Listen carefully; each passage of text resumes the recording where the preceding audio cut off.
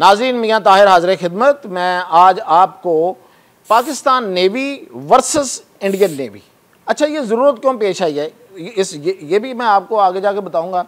और फिर ये कि पाकिस्तान नेवी के पास ऐसा क्या है जो इंडिया के पास नहीं है, और जो इंडिया के दावे हैं, एक उनका जो वॉरियर है, वॉरशिप है, एयरक्राफ्ट कैरियर जो है, उस पे उन्होंने क्यों इतना वो नारेबाजी कर रहे हैं, क्यों इतनी बड़के मार रहे हैं, और उसकी हकीकत क्या है, उसकी हकीकत सामने रखूँगा।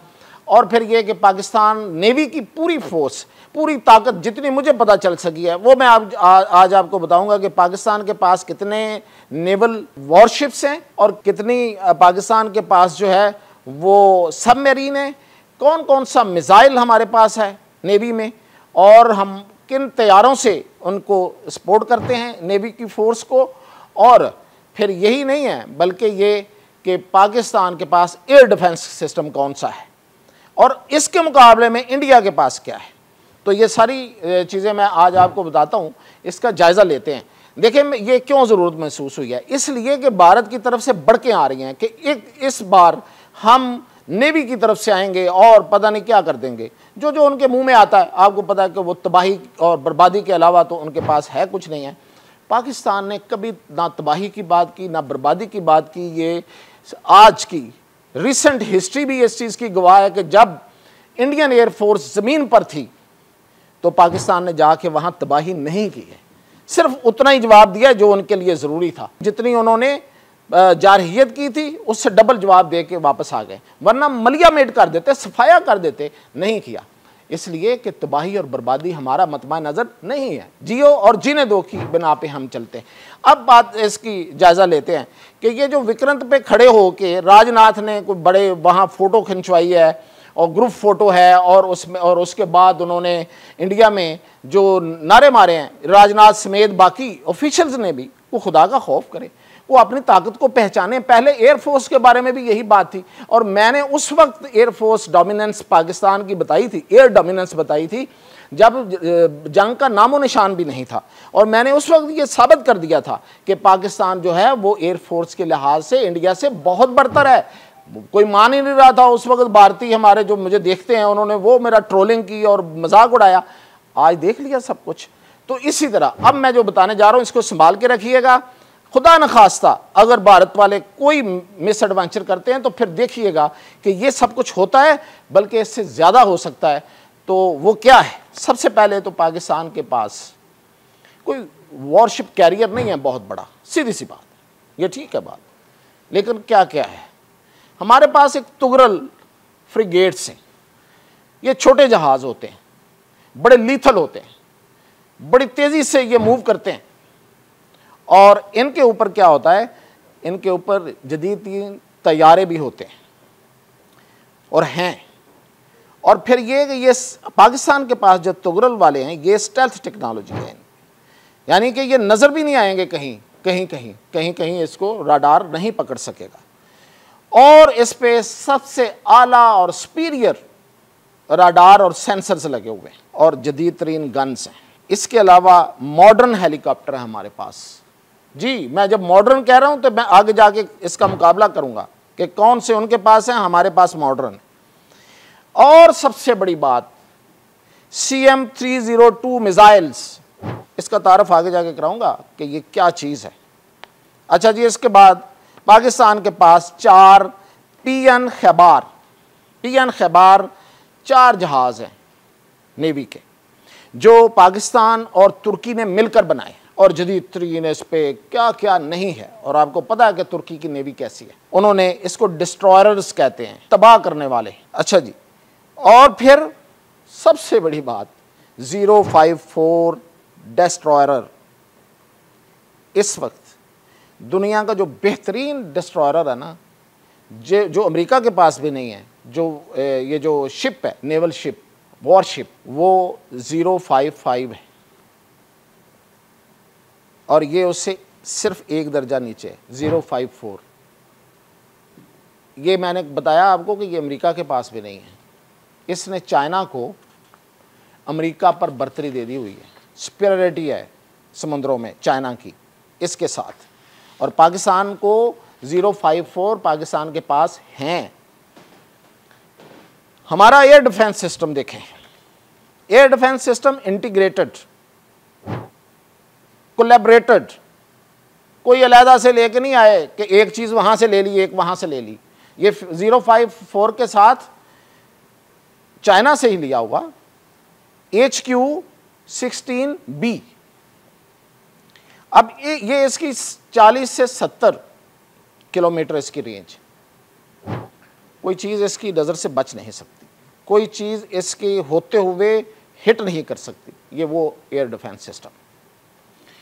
इसके अलावा क्या है, एंटी सबमरीन्स, उसमें जो मिसाइल है और रॉकेट है वो है YU-8 ASW रॉकेट्स। याद रखिएगा, अगर कहीं इस्तेमाल हुए तो ये इनकी कारकर्दगी देखिएगा। और टारपीडो ट्यूब्स वो भी जदीद तरीन, यानी कि सबमरीन को निशाना बनाने की जो हमारे पास सलाहियत है वो भी मैंने आपको बता दी।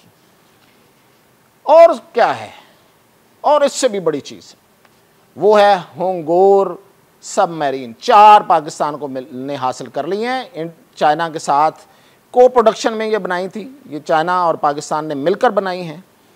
और इसकी सलाहियतें मैं आपको बहुत पहले से बता रहा हूँ, आज फिर दोहरा देता हूँ। ये स्टेल्थ टेक्नोलॉजी है, इसमें ये एटॉमिक पावर्ड है। एटॉमिक पावर्ड का मतलब ये है कि इसकी जो पावर है वो डीजल और गैस नहीं है, ये ज़ेरे ज़मीन रहती है और एटॉमिक पावर इसके पास है, यानी कि ये एटॉमिक पावर पे चलती है, एटमी बिजली पे चलती है। ये इसकी जो बैटरीज हैं एटॉमिक पावर्ड है और लॉन्ग लास्टेड है। ये मतलब कई महीनों तक, बल्कि शायद साल 1.5 साल तक ये ज़ेरे ज़मीन बिल्कुल छुप के रह सकती है। इसको अपनी बैटरीज चार्ज कराने के लिए बार बार सरफेस पे महीने 2 महीने बाद नहीं आना पड़ता, अदरवाइज डीजल और गैस आपको फिल करवानी पड़ती है, फ्यूलिंग होती है। ये इसका कितना बड़ा कमाल है। और ये छुपा हुआ, नीचे छुपी हुई एक वेल है, शार्क है, और ये स्टेल्थ टेक्नोलॉजी है इसमें भी। और इसका सुनार सिस्टम दुनिया का बेस्ट सुनार सिस्टम है। सुनार सिस्टम वो होता है जो दुश्मन की तरफ से आने और उसको निशाना बनाने के लिए पूरी रैकी कर रहा होता है। ऑटोमेटिक इलेक्ट्रॉनिक सिस्टम है, यानी कि कौन सी चीज़ इसकी जद में आ रही है, कौन सी चीज़ इसकी तरफ आ रही है और कौन सी चीज़ को इसने कब निशाना बनाना है। और ये AI जनरेटेड है, ऑटो जनरेटेड है, ये खुद सिमुलेशन करता है, यानी कि इंफॉर्मेशन लेके उसका जायज़ा लेके उसको निशाना बनाने की पूरी इसकी अपनी एक कैलकुलेशन है। जाहिर है कि माहिरीन है वो उसको देख के उसके बाद करते हैं, निशाना बनाते हैं। और फिर ये है कि सबसे इससे भी बड़ा हथियार कौन सा है, वो है मोस्ट मॉडर्न जो और लीथल, जो सबसे लीथल मिसाइल है वो है DF-17। इससे भी पहले ज़रा DF-17 से पहले ये जो मैंने होंगोर सबमरीन बताई है, इस पर बाबर मिसाइल फिट है और ये एंटी शिप बैलिस्टिक मिसाइल है। इसकी 400 से 700 किलोमीटर रेंज। और जो सबसे अहम जो मिसाइल है पाकिस्तान के पास, जो लीथल मिसाइल है, वो है JL-17। JL-17 ICBM है, ये इंटरकॉन्टिनेंटल बैलिस्टिक मिसाइल है। और मैंने बताया था कि पाकिस्तान ने ये फिट भी किया था एक ख़ास वजह से। और ये डेडलिएस्ट, सबसे ख़तरनाक, सबसे लीथल, खौफनाक मिसाइल है। तो ये है सब कुछ पाकिस्तान के पास। अब मैं आपको बताता हूँ कि इंडिया के पास क्या है। तो जनाब इंडिया के पास है INS विक्रांत, जिस पे वो उनको बड़ा मान है। एक बैरी बेड़ा है और सिर्फ बेड़ा है, कोई किसी के साथ उसका तकाबली जायजा आज तक वो नहीं बता सके कि फ़र्ज़ करें कि ये जी जापान के बराबर में है, ये ऑस्ट्रेलिया के किसी बैरी बेड़े के मुकाबले में है, उस तरह का है, या इवन UK के बराबर में है। अमेरिका, चीन तो बहुत, और रशिया तो बहुत दूर की बात है। अब ये एक आप समझें कि समुंदर के ऊपर तैरता हुआ एक फट्टा है, जिसको रोटेट करने के लिए ही पता नहीं कितनी देर चाहिए होती है। अगर उसने ऐसे करके रोटेट करना है, कहीं जाना है, पोजीशन बदलनी है, तो बहुत देर चाहिए उसको। आपने देखा कि इस जंग के होने से एक दिन पहले उसने मूव किया पाकिस्तान की तरफ। जब पाकिस्तान ने उसका टारगेट लॉक किया तो वापस चला गया, इसलिए कि उसमें सलाहियत नहीं है। अच्छा, आगे इसमें क्या क्या है? एक तो ये लोकल लेवल का वॉरशिप है।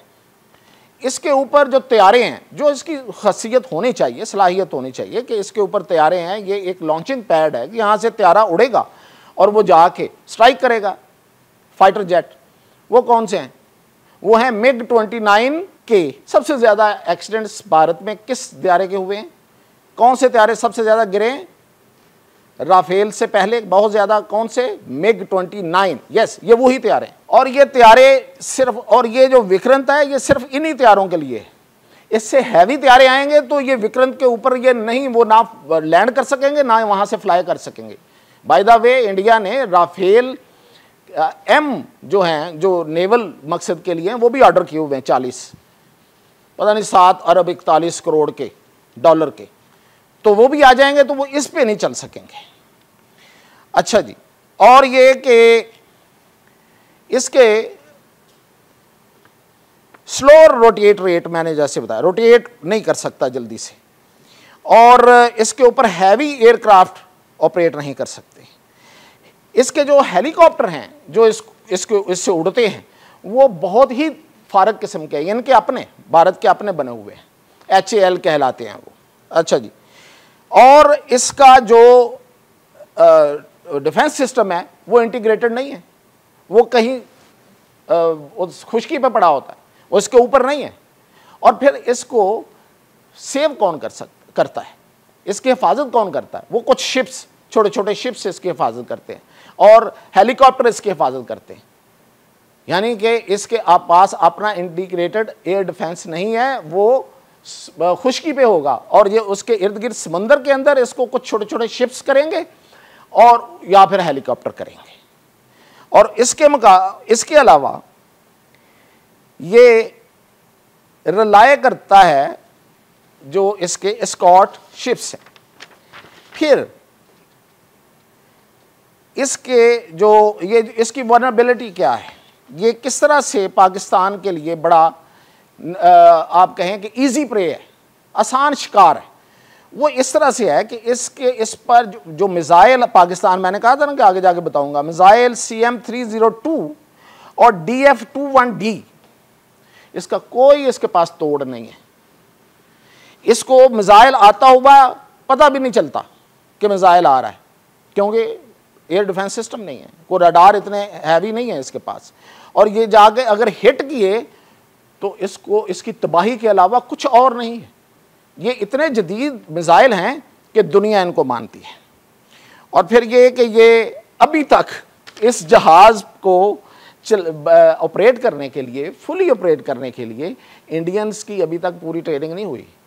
जब भी बना होगा इस पे अभी भी रशियन आके स्टाफ जो है वो काम कर रहा होता है। तो ये था तकाबली जायज़ा, इसको ज़रूर याद रखिए, इसको अपनी आर्काइव का हिस्सा बनाइएगा। खुदा न खास्ता अगर कोई मिस एडवेंचर हुआ तो आप इसको ज़रूर बाद में भी सुनिएगा, अभी तो ज़रूर सुनिए कि पाकिस्तान और इंडिया का कोई मुकाबला नहीं है इस समुद्री जंग में भी। इजाज़त दीजिए।